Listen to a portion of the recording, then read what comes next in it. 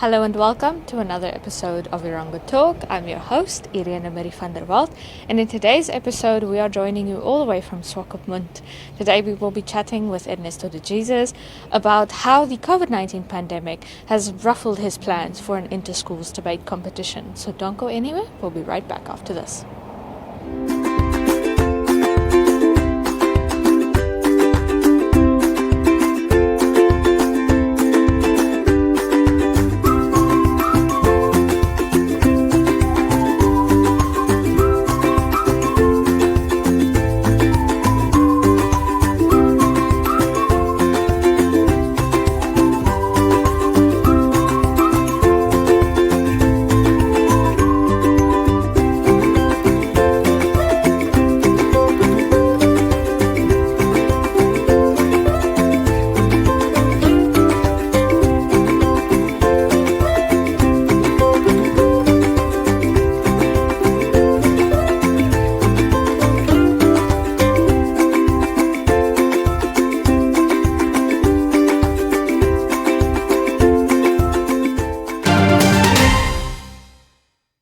And now it is time for your news. In our first story for today, grade 12 candidates who wish to further their studies at the University of Namibia will, as from the 2022 academic year, have to obtain 27 points in 5 subjects as per the revised Namibia Senior Secondary Certificate. This is contained in a formal education circular issued recently by the Ministry of Education, addressed to various stakeholders to inform current grade 12 pupils and their guardians to familiarize themselves with the newly revised curriculum. The 27 points should be obtained in 5 subjects, of which 2 should be on Namibia Senior Secondary Certificate Advanced level with a C grade or higher in English, or 27 points in 5 subjects, of which 3 should be on Namibia Senior Secondary Certificate Ordinary level and a C or higher grade in English on the UNAM scale. All this is for a degree program, the notice read. For a diploma program, candidates have to obtain a minimum of 23 points in 5 subjects, of which 2 should be on the advanced level and a D grade in English, or 23 points in 5 subjects, of which 3 should be on ordinary level with a D in English. The university will also stick to its practice of making provision for alternative entry pathways, such as recognition of prior learning from other institutions of higher learning and the mature age entry and marginalized schemes. Other institutions of higher learning that increased entry points are vocational training centers under the Namibia Training Authority, which now require 20 points in 6 subjects at ordinary level with an F grade in English, and mathematics and physics will be compulsory as technical subjects. Candidates can also enter with 18 points in 6 subjects on ordinary level with F grades in English, mathematics and science for pre-vocational subjects. The entry requirements for the Namibia University of Science and Technology remains unchanged. Then, in our second story for today, the Office of the Governor in the Erongo region recently donated immune boosters, which include Zinplex and other vitamins, worth 13,000 Namibian dollars to the DRC clinic. Residents of the informal settlement will benefit from the donated items. My office received donations from Good Samaritans. They are individuals who also thought they can help babies, people who are less privileged, and the elderly while they wait to be vaccinated, said Governor Neville Andre. He added that there is a need for other interventions that can minimize the threat of COVID-19. Swakopmund Mayor Louisa Kativa, on behalf of the municipality, expressed her appreciation for the donation. She thanked the Governor and also the Good Samaritans for donating the immune boosters. The big challenge that we have is the lack of access to immune boosters for the community. The community still needs to adhere to COVID-19 preventative measures and protocols, urged Kativa. So you can read more about the story we discussed earlier and this one at www.erongo.com.na. That's www.erongo.com.na. And then we move on to our final story for today. The Home Affairs Ministry has asked members of the public that only one person visits their offices when registering a death and that they should not come in groups. The ministry's executive director, Etienne Maritz, said that as the death toll in the country increases due to COVID-19, the queues at the offices have also increased.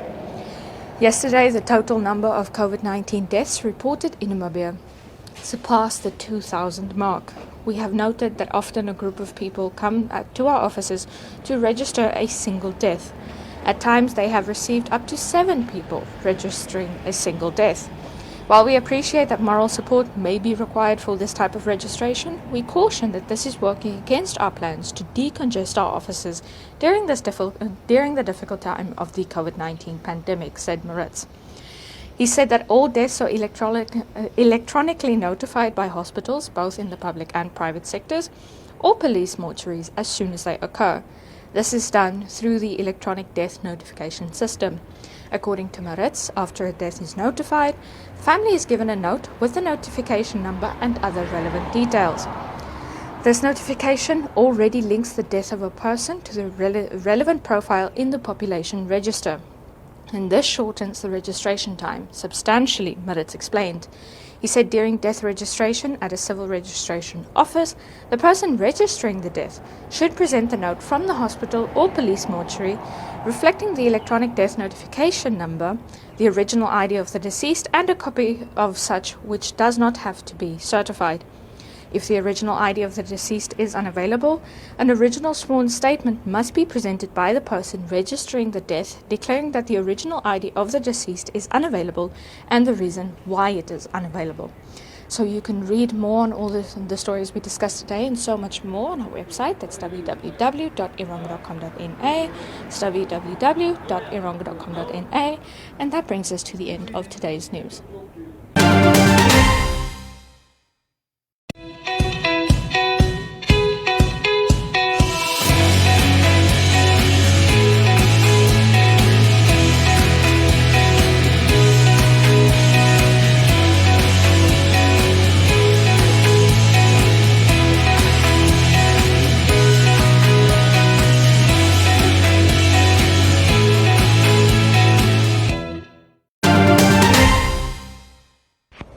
Joining us from the comfort of his own home today is Ernesto De Jesus, who is hoping to host an interschools debate competition. So Ernesto, I hope you are still doing well.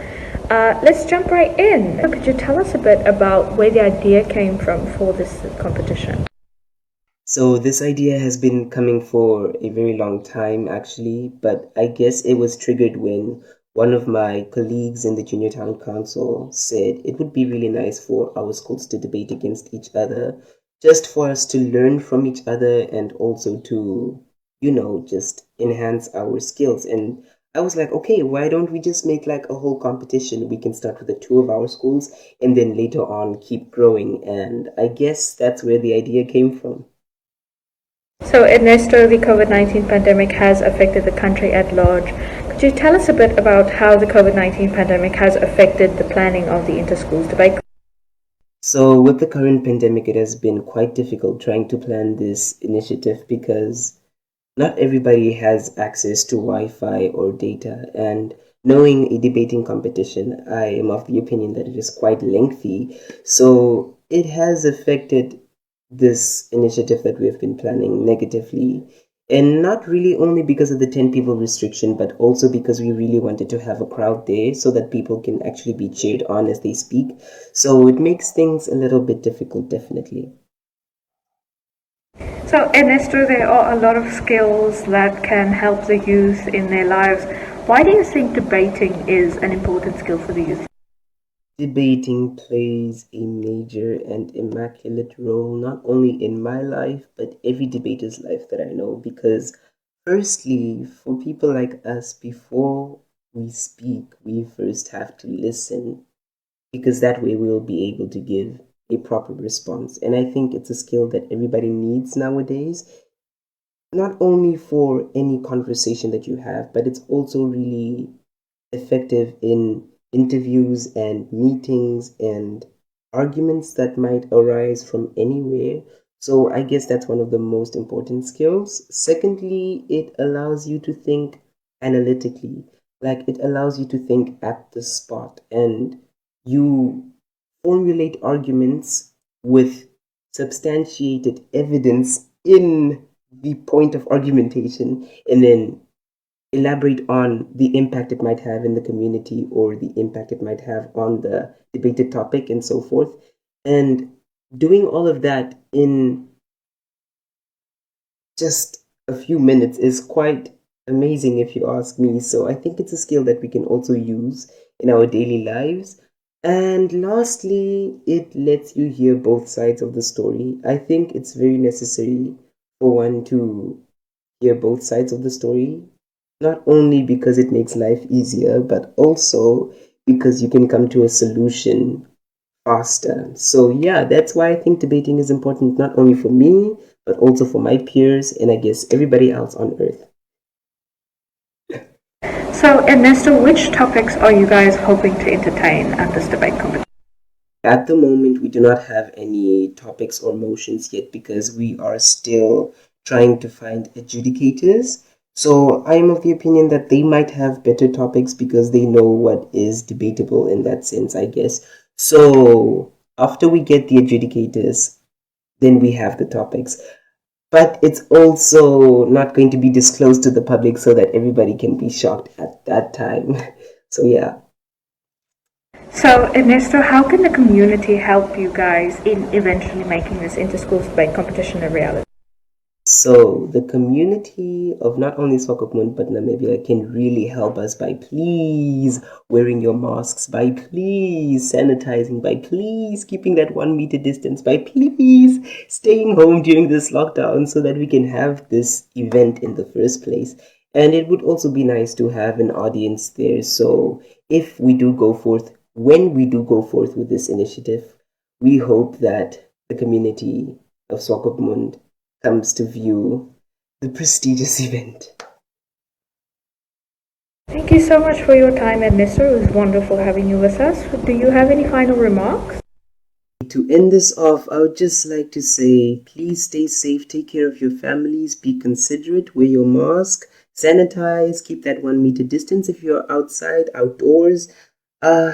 Please stay home in this lockdown.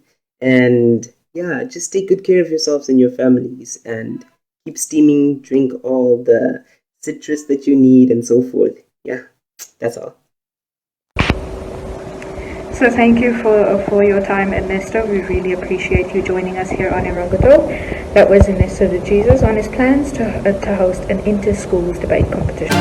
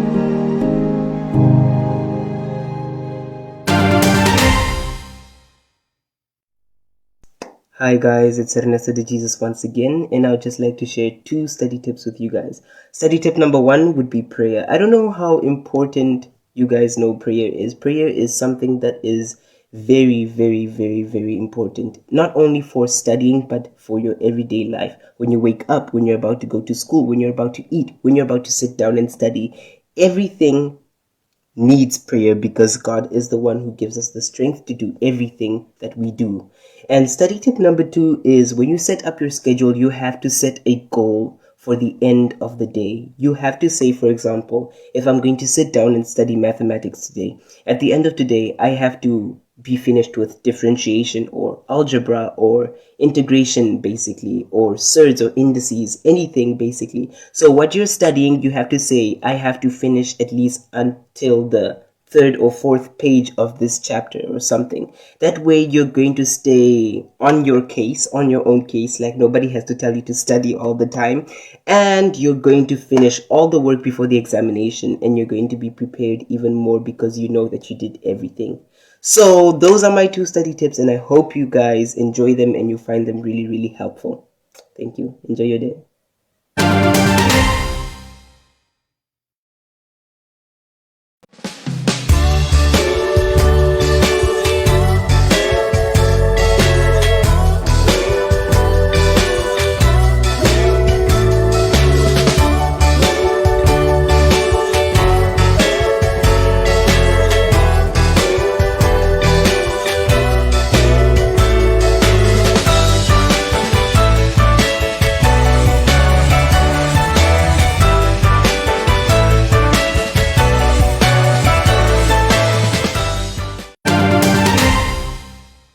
And now it's time for your weather and tides in Swakopmund and all the other major towns in the Erongo region.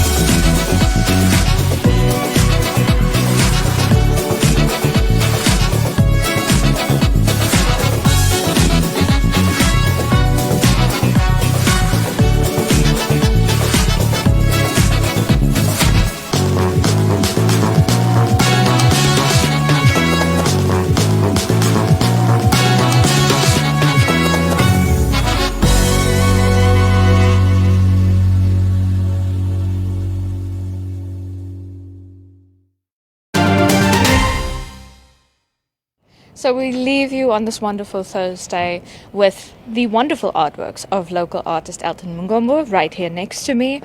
So until tomorrow, remember that you can catch up on the stories we discussed earlier and so much more at www.erongo.com.na. It's www.erongo.com.na. And if you want to let us know what's happening in your town and in your community, or you want to get in touch for advertisement opportunities, you can get in touch with us at 0811 7040. That's 0811 7040 on WhatsApp and on Telegram. So until tomorrow, we are still in the thick of our third wave. Please stay safe, please stay healthy, wear your mask, sanitize your hands, maintain social distancing. Please stay home if you don't need to be out in the public. We'll see you again tomorrow.